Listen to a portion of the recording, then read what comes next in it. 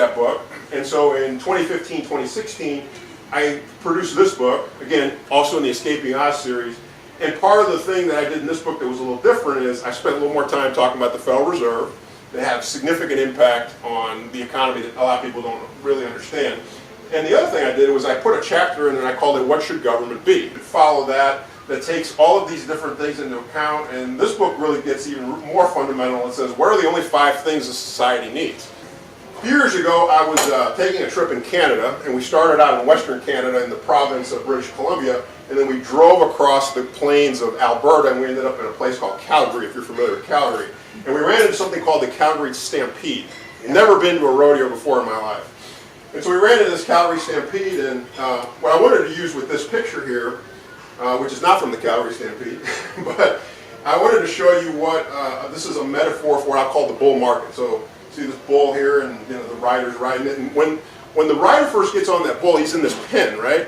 And he gets on top of the bull, and the bull's not moving around too much, and he's pretty steady.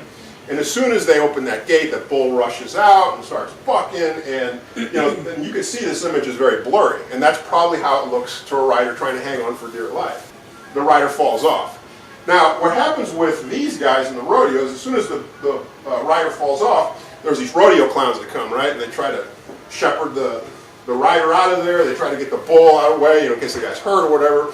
Well, as investors, people don't necessarily have the rodeo clowns to help them out, right? Why am I telling you all this? In September of last year, I coined a hashtag. I called it Omni Bubble, which is kind of what I call the everything financial bubble. And if you do a search right now on Omni Bubble, with or without the hashtag, you'll see a bunch of articles that I'm linked to. And that's really central to how credit markets work, because they, kind of like through that bull market, the bubble starts to expand and expand. Well, what happens when a bubble expands? The outer walls get thinner and thinner, and eventually it pops. And what we have to be really careful about, especially in my business, is kind of understanding credit markets and what happens when bubbles pop. Go, and we'll relegate this to both conventional financing, going into a bank, or alternative financing. When they go seek money from a lender, this is what they see. And I found this neat little graphic. It's this wheel of Benjamin's. It's an endless spiral, right? It goes technically to infinity, right? And so that's what they see when they want to borrow money. Well, here's what lenders see. And it's stormy. You see the stop sign broken. He's kind of barely hanging onto his microphone, and he's scared and he's worried. After I wrote my first book, and this is in the second book as well, I came up with 4 economic laws. And economic law number 1, which is the basis of everything we're going to talk about today, is what I call credit equals confidence. You wanted to feel really confident, Sharon, that you were going to get your money back, right? I mean, that's lending doesn't work without this. Okay. It's up what I call the tug of war between business owners or borrowers and lenders. Number 1 is the attitude towards risk. A business owner, entrepreneurs, they're risk seekers, right? Matt, you opened up a business. You're an entrepreneur. You're a risk seeker. You had you said a dance studio up in Michigan.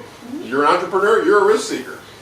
Lenders tend to want to avoid risk, particularly if in the commercial banking sector. They want to tend to avoid risk. Worldview. A business owner, they only think about what could possibly go right. Lender, they look at everything that could possibly go wrong. Remember the picture earlier with the Homer Simpson character, with the storm and all that? That's kind of their orientation. Education and training. Business owner typically focuses on sales and production, because of course without sales and production it's hard to have a business. Lenders typically are populated by people with accounting and finance degrees. Small business owners don't really think about very much. And whether you're going to go have a discussion with a commercial lender at a bank, or you're going to talk to somebody like me and with an alternative lender, one of the things I want to look about is a business plan. And a lot of times the more money you're borrowing, the more important the business plan becomes. And the reason is, and I think Ed, you had brought it up, when Sharon said, okay, she was going to ask me some questions about, what would make me a good credit risk. Ed, you said, well, what are you going to use the money for, right? So I came up with something called investment laws. And the second investment law says, have a plan for taking losses. So a lot of times with investors, and I was in the commodity markets trading actively, It's very easy to lose a lot of money very, very quickly. So you have to, as an investor in the commodity markets, you have to set what are called stop losses. And stop loss means, hey, if something gets to this price, I'm out of the position. Okay? That exists in stock markets. You really, really need it in commodity markets because things move much, much quicker and you're much more leveraged. Well, I tell business owners to really think about that as well, because I've seen businesses that probably shouldn't exist anymore. Business and personal factors are incredibly important in determining whether somebody's going to get credit or not.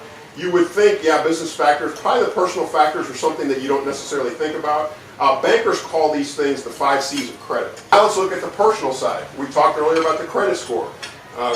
You have a better credit score, your chances of obtaining credit in the alternative lending universe increase tremendously, better rates, etc. Insurance. What happens if something happens to you? So Sharon, let's say you loan me the $10,000 and I got hit by a car and that's the end of me, and you have no recourse, right? Because let's say my estate's worth exactly zero, or it goes to my heirs and so forth. You probably want to have me to have some insurance.